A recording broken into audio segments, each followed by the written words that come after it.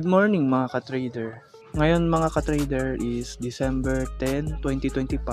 Ngayong araw na ito ay mamamalengke ako at hindi gulay ang bibilhin ko kundi isang coin, Bitcoin.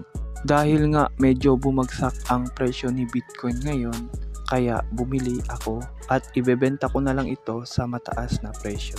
Kung makikita natin dito mga ka-trader, ay may balance pa ako na 1,985. Hindi ko na to i-limit order mga ka-trader at dito na ako diretso sa market price upang ma-execute agad yung order natin mga ka-trader.